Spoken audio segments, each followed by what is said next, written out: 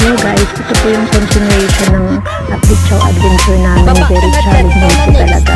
Puro po siya rock formation.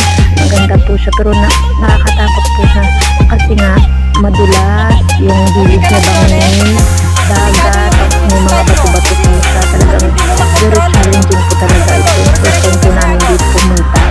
Tapos yung tour guide po namin, ayun po yung kasamahan po namin. Kaya siya po naggaya sa amin na try po namin pumunta dito.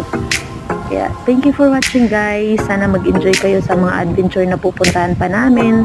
Salamat!